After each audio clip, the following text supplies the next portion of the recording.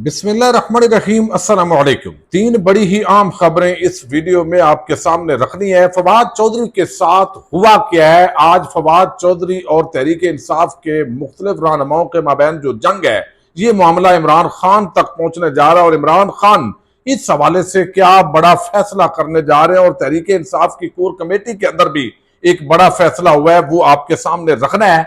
लेकिन इमरान खान के हवाले से अक़वाम मुत्तहिदा ने जिस तरह हुकूमत पर लंका ढाई है, अब हुकूमत और ताकतवर हल्के किस तरह फंस गए हैं, इंतहाई आम तफसील है, ये भी आपके सामने रखूंगा।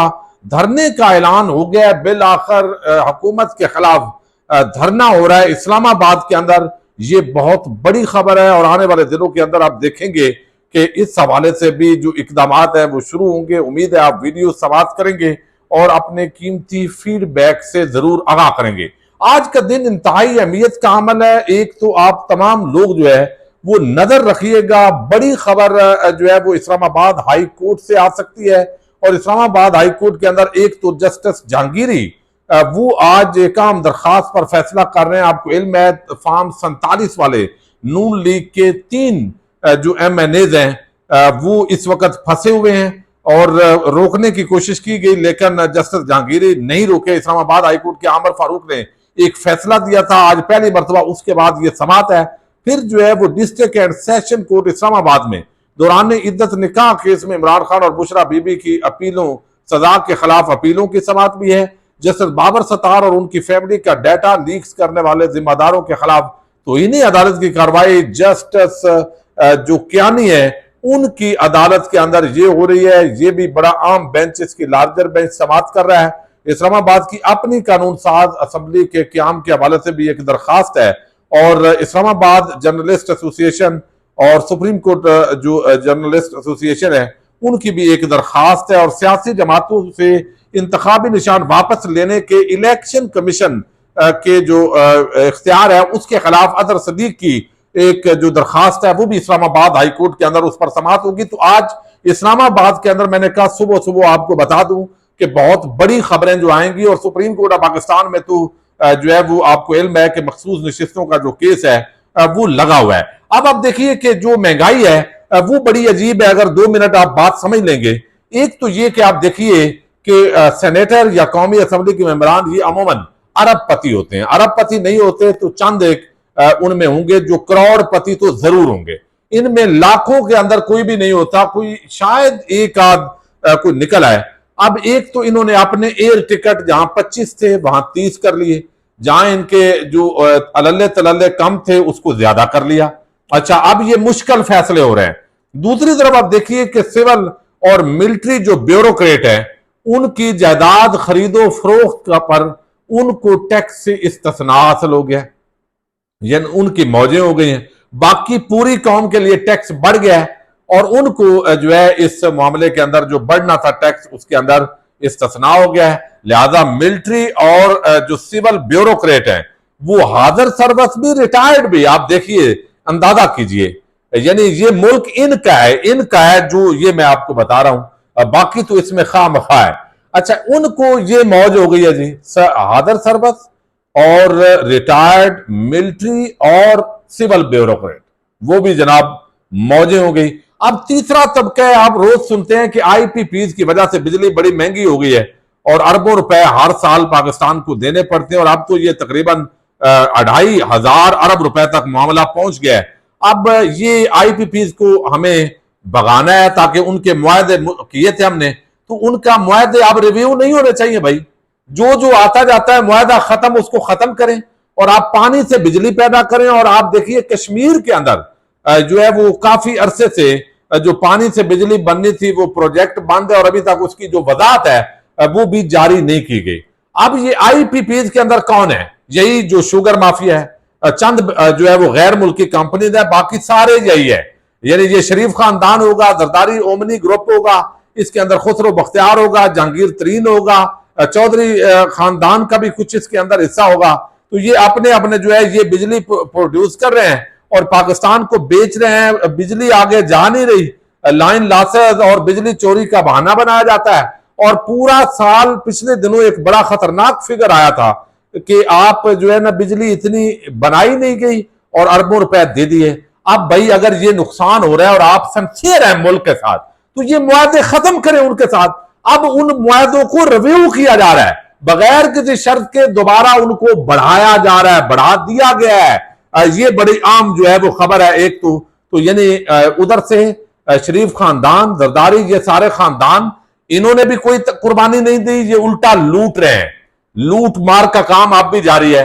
सिविल और मैंने बताया रिटायर्ड, हाजिर सर्विस, ये ब्यूरोक्रेट भी, और फिर जो है वो आप देखिए कि ये सारा कुछ जो है एक तो ये हो रहा है। अब इस मामले के अंदर बिजली के बिल में इजाफा हो गया, सारा कुछ अवाम इस वक्त जो है वो बहुत गुस्से में है। तो जमाते इस्लामी ने को ये क्रेडिट जाता है कि उन्होंने ये स्टांस लिया है। 12 जुलाई को इस्लामाबाद के अंदर धरने का ऐलान कर दिया गया है। ये बहुत बड़ी अनाउंसमेंट है और ताजर ऑलरेडी हड़तालें दे रहे हैं, कॉल कर रहे हैं। अब देखते हैं कि ये जमात इस्लामी वाले आधे घंटे का धरना देते हैं और अगर ये मुस्तकिल तौर पर बैठ जाते हैं और ये सूरत हाल डेवलप होती है तो ये एक बहुत बड़ी जो है वो ब्रेकिंग न्यूज होगी। अच्छा, दूसरा जो इमरान खान जो है वो आप देखिए, जो अक़वाम मुत्तहिदा से ये आया है जवाब, और जो गैर कानूनी वर्किंग ग्रुप ने करार दिया, ये मामूली बात नहीं है। इसने अवानी इक़्तिदार को हिला के रख दिया है। अब देखिए, पहले अमेरिका के सेनेटर मुतहर्रिक हुए, तहरीक इंसाफ की जो लाबी थी वो काम कर गई, और वो तहरीक इंसाफ की लाबी भी नहीं, वो आम पाकिस्तानियों की आप आवाज समझे। अब वो उन्होंने वहां पे करारदाद आई, फिर ऐवाने नुमाइंदगान के अंदर ये करारदाद आना बहुत बड़ा माने रखती है। और अब जो है ये जो करारदाद आई है, ये आप देखिए कि यहां पे एक जो है वो वर्किंग ग्रुप है अक़वाम मुत्तहिदा का, जो सवालात उन्होंने खड़े किए वो अपनी जगह, लेकिन इसका अब फायदा क्या होगा? अब इसका फायदा जो शहबाज गिल कहते हैं कि अक़वाम मुत्तहिदा के वर्किंग ग्रुप ने इमरान खान की गिरफ्तारी को गैर कानूनी करार दे दिया है। तफसीली रिपोर्ट में वाज़ेह है कि कैसे इमरान खान के खिलाफ झूठे केसेस बनाए गए। ये बहुत बड़ी डेवलपमेंट है। इसकी वजह से अब रजीम के खिलाफ आलमी अदालती फोरम पर केसेस बनाए और चलाए जा सकेंगे। ये देखिए, तहरीक इंसाफ के जो रहनुमा है वो इस नजर से देख रहे हैं कि अब जो है वो सिविल और मिलिट्री जो लीडरशिप है उस पर आलमी अदालतों के अंदर मुकदमात हो सकते हैं अगर यही सिलसिला जारी रहता है। फिर जो है वो बताया गया है, अक़वाम मुत्तहिदा के वर्किंग ग्रुप ने अपनी रिपोर्ट में बताया कि इमरान खान से मुतल्लिक जब हुकूमत से आगाही हासिल करने की कोशिश की गई तो अफसोस के साथ कहना पड़ता है हमें कोई जवाब नहीं दिया गया। साइफर केस की समाअत के दौरान इमरान खान को गिरफ्तार रखना और उन्हें बुनियादी हकूक से महरूम रखने पर अक़वाम मुत्तहिदा के वर्किंग ग्रुप तशवीश का इजहार करता है। तो ये मेरा ख्याल काफी है, गैर कानूनी करार दिया गया और जनीवा में कायम स्वाबदीदी हिरासत से मुतल्लिक अक़वाम मुत्तहिदा के वर्किंग ग्रुप की ये ऑफिशियल राय है कि ये इमरान खान की गिरफ्तारी गैर कानूनी है। अब इसके बाद आप देखिए, पाकिस्तान के अंदर से 8 फरवरी के इंतखाबात का प्रेशर, फिर जबरदस्ती फार्म 47 वालों को लाना, और अब बैन अल-अक़वामी सतह पर पहले ह्यूमन राइट्स की ऑर्गेनाइजेशन बात नहीं कर रही थी, फिर अमेरिकन जिनका इन्फ्लुएंस है वहां इदारों के अंदर बात नहीं हो रही थी। अब बिल आखिर इलेक्शन भी करीब है भाई, ये भी देखें, अमेरिका के अंदर जो है वो 5 नवंबर को इंतखाबात होने जा रहे हैं। इंतखाबात से पहले डेमोक्रेट और कंजर्वेटिव दोनों पार्टीज इस स्टांस को सपोर्ट कर रही हैं, और उसकी बड़ी वजह जो है वो गालिबन 70-80 हजार डॉक्टर्स वहां पे मौजूद हैं जो शायद खकान आबासी और बाकी भी इसको तस्लीम करते हैं, और उनमें अक्सरियत तहरीक इंसाफ के हामी है, वो वहां पे वोटर भी हैं, फंडिंग भी करते हैं। तो एक असर और रसूख जो है वो पाकिस्तानी कोई भी होगा तो वो पाया जाता है। तो इसकी मुखालफत अब जो बाइडन जो है वो भी नहीं कर रहे हैं, उनकी पार्टी भी नहीं कर रही। ये बहुत, तो अगले 4-5 महीने के अंदर आप देखिए, 3-4 माह के अंदर, यानी एक तो ये प्रेशर बिल्ड हो रहा है अमेरिका की तरफ से, फिर इलेक्शन होंगे, अगर डोनाल्ड ट्रंप आ जाएंगे तो फिर अल्टीमेटली और सिचुएशन तब्दील होगी। तो आने वाले दिनों में ये मामला ऐसा नहीं है, ये ताकतवर हल्के और हुकूमत जो है फार्म 47 वाली, ये बगैर वो जो है फंसते जा रहे हैं और बैन अल-अक़वामी जो प्रेशर है वो बढ़ता जा रहा है। अच्छा, दूसरी तरफ जो है वो फवाद चौधरी और तहरीक इंसाफ की जो लड़ाई है बाद लोगों की, वो भी जारी है। फवाद चौधरी ने तहरीक इंसाफ को छोड़ा नहीं है, ये बात जो है ये आम है, लेकिन हुआ ये है कि जो पुराने लोग हैं, अब फवाद चौधरी और बहुत सारे ऐसे लोग वो समझते हैं कि भाई कुर्बानियां हमने दी, पकड़े हम गए, 47 केसेस मेरे पे हैं, बाकियों पे हैं, दरमियान के अंदर लोग आए और अब वो जो है मामे बन गए पार्टी के। और वकास अकरम को खास तौर पर उन्होंने कहा भाई ये मामा लगता है, तो वकास अकरम ने कहा जी मैं तो जो है वो यहाँ पे बिल्कुल मामा लगता हूं। जब पुराने चले जाते हैं तो नए मामे चाचे आ जाते हैं, तो हम अब नए मामे चाचे हैं, ये उन्होंने कहा। जब पुराने छोड़ जाते हैं, याद करें आप इमरान खान को छोड़ के तरीन से मुलाकातें करते थे, आईपीपी से में चले गए थे। अच्छा, ये तो मेरा ख्याल है अब तहरीक इंसाफ के लोग फैसला करेंगे, बजाय इसके कि हर बंदे पे तनकीद करें। एक तो इमरान खान के साथ आज बैरिस्टर गौर की इंतहाई आम मुलाकात है और ये मामला उनके सामने रखा जाएगा। सात रुकनी कमेटी की भी बात हो रही है, लेकिन जो फवाद चौधरी ने बातें की हैं, वो कहते हैं रऊफ हसन जैसे लोग कहां से पार्टी के सीनियर लोग बन गए, बेमाना तशद्दुद से गुजरा हूं, 47 मुकदमे भुगत रहा हूं। रऊफ हसन बातें कर रहे हैं, उन पर कोई मुकदमा दर्ज नहीं हुआ। आमद खान ऑस्ट्रेलिया में अपना फार्म देख रहे थे। शिबली फराज 6 माह घर पर बैठे थे।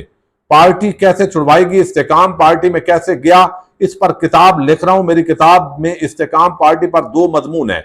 हमाद अदर, शेख वकास जैसे लोगों ने जो कुर्बानी दी उसकी तारीफ करता हूं। शेख वकास अकरम ऐसे ही मामे बन गया, उनको तो मैंने कुछ नहीं कहा था। शेख वकास के साथ कुछ हुआ ही नहीं, एमएनए की टिकट ली और असेंबली में चले गए। पार्टी उस वक्त है कौन? पार्टी पूरी जेल में है। पार्टी पीटीआई में ना होता तो आज फार्म 47 पर वजीर होता। तो ये चूंकि इस वक्त ग्रुपिंग बड़ी है पीटीआई के अंदर, और उनको जो है वो फवाद चौधरी को ये लगता है कि उनके साथ कम अज कम जो है ना वो कोई ऐसी स्ट्रेटेजी मौजूदा जो लीडरशिप है वो बनाने के अंदर कामयाब नहीं हुई, और सियासी हिकमत अमली, कानूनी हिकमत अमली जो है वो काफी कमजोर हुई है, और जिसकी वजह से जो इमरान खान है वो बाहर नहीं आए। वो कहते हैं कि यहाँ पे अब उनको ये मसला है फवाद चौधरी को, और इमरान खान ने बेशक फैसला करना है। फवाद चौधरी हूँ जो बाकियों के हवाले से, तो फवाद चौधरी को ये तहफुजात हैं। पार्टी के अंदर भी ग्रुपिंग है, कुछ फवाद चौधरी के खिलाफ कंपेन कर रहे हैं, कुछ हक में कर रहे हैं, लेकिन ये बात यकीनी है कि फवाद चौधरी ने तहरीक इंसाफ को छोड़ा नहीं है। और खास तौर पर मैं एक बात जरूर करूंगा, देखिए पार्टी तहरीक इंसाफ वालों की है, वो जो बेहतर समझे करें। हम तो एज ए डिजिटल क्रिएटर आपके सामने अपना नुक्ता नजर बही रख रहे होते हैं। यानी फवाद चौधरी हूँ, जमशेद चीमा हूँ, उनकी जो अहली हैं मुसरत जमशेद चीमा साहिबा, इसी तरीके से बहुत सारे ऐसे लोग हैं जिन्होंने पार्टी नहीं छोड़ी। प्रेस कॉन्फ्रेंसेस उनसे जिस अंदाज में करवाई गई वो आपको लम्हात नहीं भूलने चाहिए।